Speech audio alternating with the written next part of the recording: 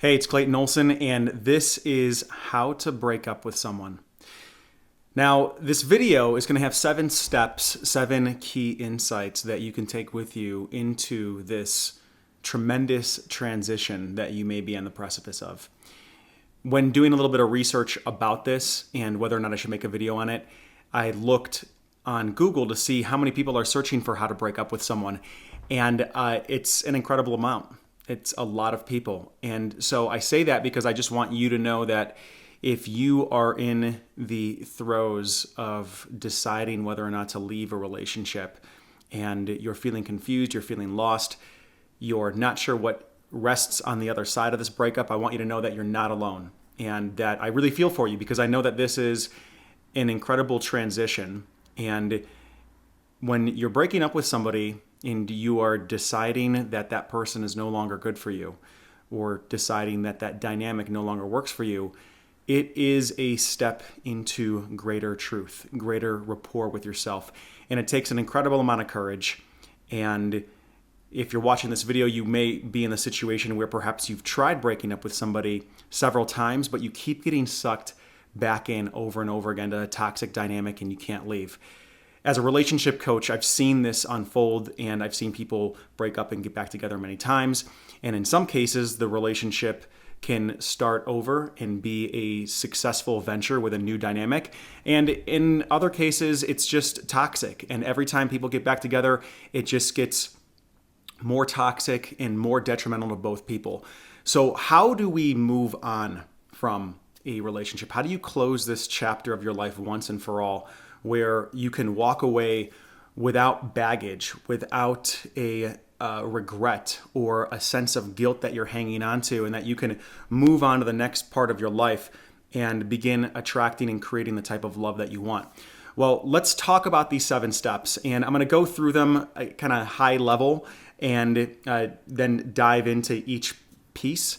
So the first invitation that I want to put on the table for you to consider is that when you're breaking up with somebody, break up from a place of clarity rather than trigger. So what I mean by that is I see a lot of folks that break up from a place of being incredibly angry at the other person. They're highly emotional. They've got to a place where they have felt like they're in a traffic jam or a gridlock emotionally, and the only option they have is to break up with a person. Now look, that's going to happen at points. However, what I see is that those breakups typically don't stick.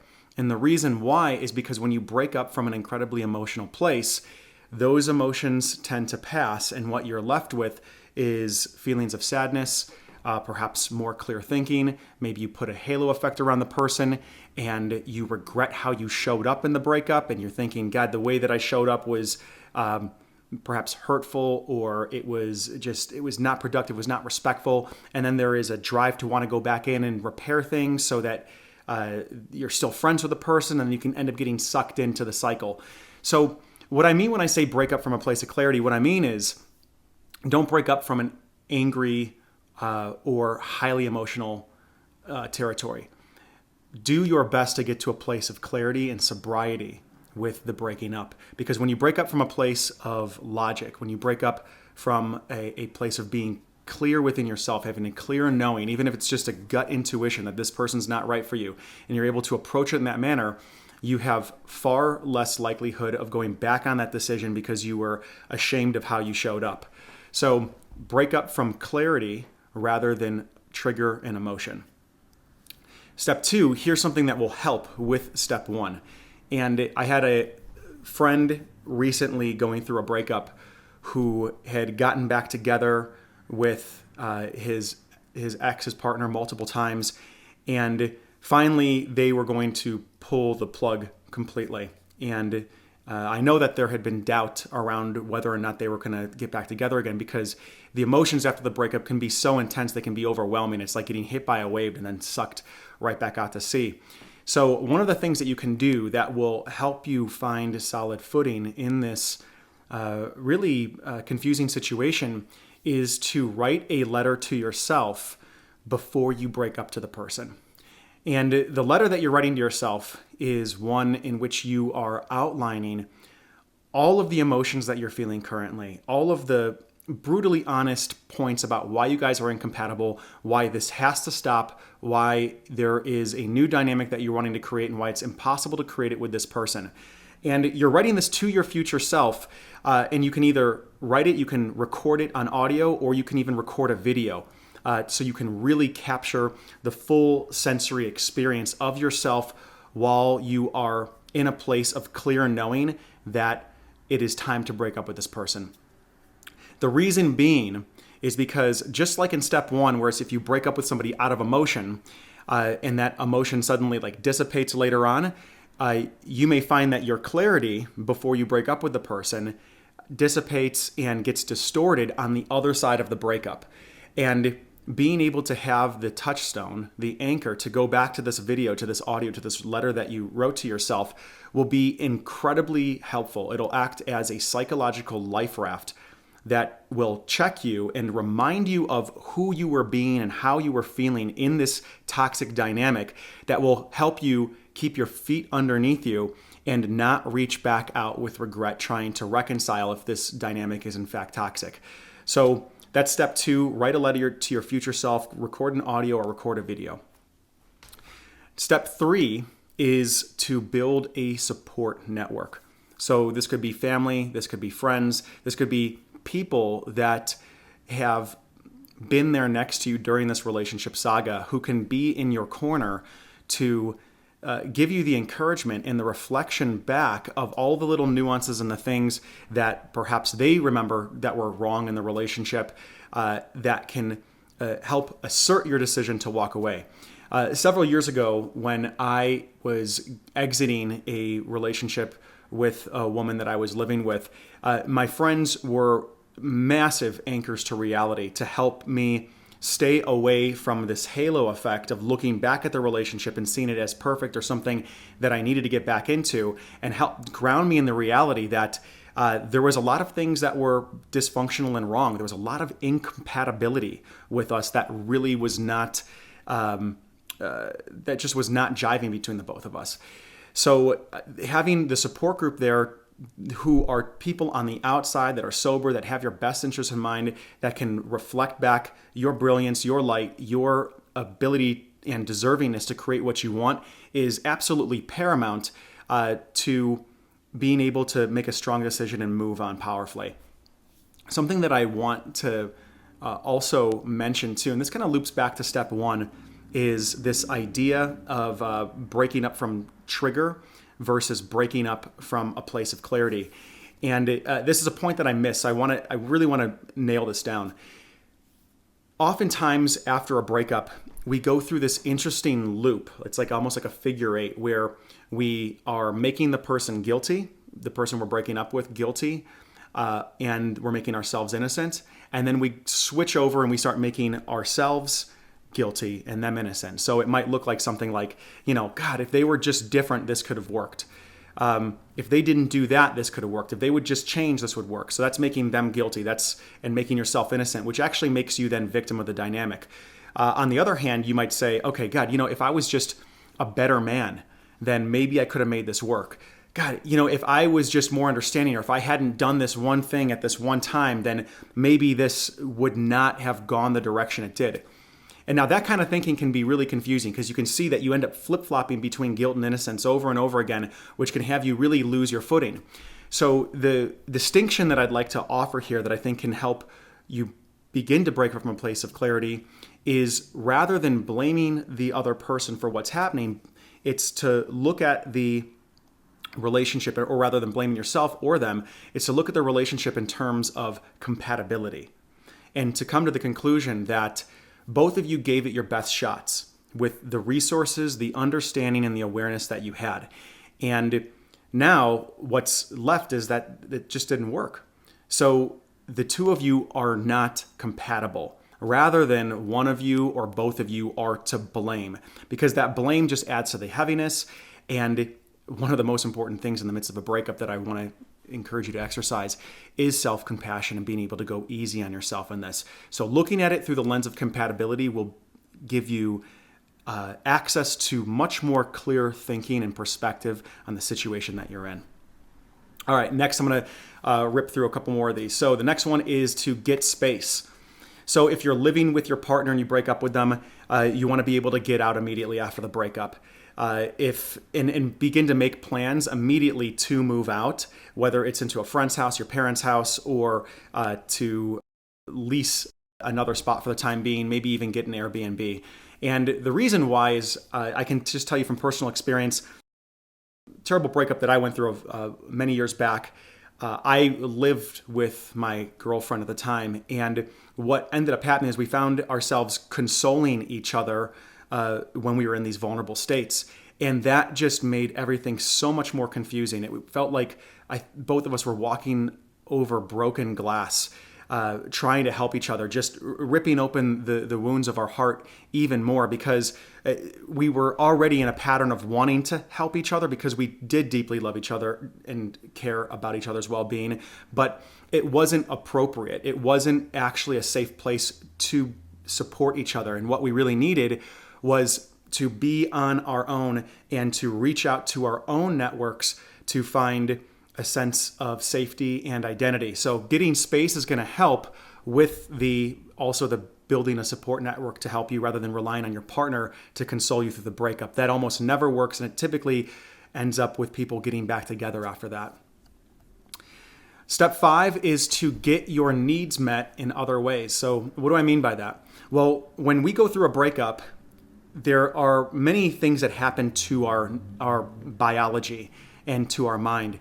Some of them being is that we don't quite realize the things that we're taking for granted about the person until we no longer have them. So physical touch, the routine that we might have with the person, going to bed next to a warm body at night, being able to have just even subtle and benign conversations about life with one another. We don't realize the significance and the importance of that until it's gone and there's just this empty space, this vacuum that's created. And so if we're feeling like we're really missing the person and we're wanting them back, the invitation here is to separate the person of who they are from the need that you're wanting to have met. So it might, if you're missing their touch, what I would recommend is that maybe you're missing physical touch. And so that would be an invitation to go get a massage, to perhaps go to therapy if you are missing deep conversation and the ability to share with somebody your day or some of your deeper thoughts of what's going on with you. It might mean reaching out to friends or having a regular scheduled phone call with a friend or family member every day, every night. And it might mean going to therapy twice a week or getting coaching several times to actually help you through this state of instability. Find a routine that can begin to help your identity solidify in this space that you've created. So there's so many shifts. There's so much instability that happens with a breakup. What we fill that space with is the building blocks for the new character and the new foundation that we are becoming. So get your needs met in other ways. And I think routine is incredibly important in this as well. So beginning to find an exercise routine, an eating routine, making sure that you're drinking enough water, making sure that you're going to bed on time and waking up on time as well. Routinize all of these things, create the stability in your environment so that your psychology, which has now been thrown off kilter, can find something to grab onto in the external environment. All right, so step 6 is see this as a massive opportunity. So what we're talking about here now is the level of context rather than content. And when I talk about the context, we're looking at the question of why is this happening? Now, if you are going through this breakup and you are feeling that, okay, this is happening because this is essentially a massive relationship failure, or this is a failure on my part, or I don't know how to pick people properly, or I'm never going to find love again and I'm just going to end up having to be alone. All of these contexts end up creating higher up certain levels of behaviors and ways of thinking and ways of behaving during the breakup that are going to have you feel incredibly disempowered. They're going to have you focused on the negative. They're going to have you carrying much more emotional and psychological baggage than you need to through this transition. So just a way that I want to invite you to look at this that might be helpful is number one, is the relationship actually a failure because it ended? Is that true? And I would say that, okay, well, wait a second. Every relationship in life ends at some point. It doesn't matter how old people are, how long they've been together, the relationship will end at some point.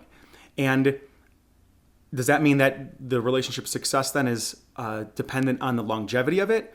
Well, let's actually question that. Is that true? That longer relationships are more successful than shorter relationships? Well, if that was the case, then everybody that we know that is in a long-term relationship, that the longer it lasts, the more successful it is. But we know that's not the case because there's people that have been married decades longer than they need to be, miserable, codependent, toxic relationships that it would probably serve them to get out because who they are being in that is their worst self rather than their best self. So try this one on. What if your relationship, however long it lasted, whether it's a couple months or maybe a couple years or 10 years, what if it is perfect just the way that it is? And it is now the ending of that relationship. It's the perfect arc. This is when it's supposed to end. You were supposed to be together for this many years, and now it's reached its full maturation, and it's time to actually move on because both of you have outgrown each other. What if you try that perspective on? Notice what kind of feeling that can give you inside when you begin to look at the situation as this is perfect just the way that it went, and it was a success because it got me to this place of clarity where maybe I know more of what I want in life out of a partner. Maybe I know more of what I want out of myself, the boundaries that I won't cross, the values that I won't deny. And now I can move forward with more clarity, maturity, and wisdom into my next relationship or into being a single person for a while. So all of this is just designed to help shift your perspective into a direction that can allow you to exercise just a little bit more self-love and compassion for yourself while you're in this transition. And then lastly, step 7, give yourself time to mourn. So what I mean by that is I see folks that will get out of one relationship and they will jump right back into another one immediately. And many times that is because, not that they're in love with the other person, but because they are not able to handle the feelings that come with being alone. The fire, the cold water that comes with confronting yourself in the vacuum of being single. And what if I was to tell you that your ability, your tolerance, your flexibility, your ability to be present in the face of being with yourself is actually directly proportionate to your power to create the type of love that you want. And that the longer you are able to stay and be with the feelings that come with honoring the truth of walking away from somebody and allowing that to complete, right? Because look, a relationship with somebody does not complete the moment you say, I'm done. It actually completes later as you process and give yourself time to mourn that relationship fully, where you are being with yourself, where you're coming back to you, coming back to the things you desire, coming back to the things that you love, coming back to the self-care rituals and practices that allow you to be a sovereign individual. What if that is actually the foundation as a single person to building, attracting, and keeping the type of love that you want? How would that shift the way that you showed up after the breakup? That's the invitation, is to begin to see that the relationship doesn't actually complete right after you break up with them, but it completes maybe several weeks, several months, maybe even a year afterwards. Folks sometimes come to me and they think, God, I was in a 7-year relationship and it's been 4 months. It's been 4 months. Shouldn't I be done feeling like this? Well, that number is completely arbitrary, right? If you're not done feeling like that, you're not done. If you're not done mourning, you're not done mourning. And that might mean that it takes a year and a half. I know that I've been through breakups where it's taken me a year and a half to start feeling like a fully functional, complete human being again. And look, I study this stuff. I'm deep into the neurology of it. I'm deep into the practicing of these principles. And still, I will get knocked on my ass from being broken up with or breaking up with somebody. And it doesn't matter whether you're on the side of being broken up with or the side of breaking up. It is difficult all the way around. And the pain that you are in is only evidence of a working, powerful heart in this situation, is the evidence that things are working within you. So the invitation is to embrace the pain, bring it in, say, I want this. Just eat it up. Allow it to carve you out and to create a stronger, more resilient container to hold the love that is going to come into your life inevitably in the future. So that's what I got for you today. And I hope that if you are in this situation, you reach out to those people that you love. You start to follow some of these steps and you take these things to heart and you realize that you're about to go on a transformation. And the transformation is going to be scary. It might feel really shitty at times. You might feel lost and confused. And what if I was to tell you that those are all signs that you're actually moving in the right direction? That it doesn't mean you're wrong or you're on the wrong path because you're feeling those things, but those are the mile markers that you need to go through in order to get to the person that you know that you can be on the other side of this. That's the invitation. That is the challenge to you. And if you're in the middle of this, my heart goes out to you. I wish you the absolute best of luck and love and light in the middle of this. And if you are in need of support, if you are wanting to use this massive swell of energy that is about to be released into your life, where you can alchemize that energy and turn it into something that is useful and constructive and that propels you into this next level of being, I want you to feel free to reach out to me. I'll put my email address below this video. You can let me know about what's going on. And one of my favorite things to do is work with people in the middle of these transitions, because it is a bomb that's going off in your life. And through presence and focused attention and compassion, you can direct this energy in your life, and the things that you can create on the other side of this are absolutely phenomenal, and I'd love to be a part of it. So shoot me an email, and if you'd like to just be a little bit closer to the work that I do, you can subscribe to the YouTube channel below, or you can sign up for my newsletter at ClaytonOlsonCoaching.com. Get my 8 Secrets Guide to Create a Rock Solid Relationship. Thanks for watching, and I'll see you in the next video.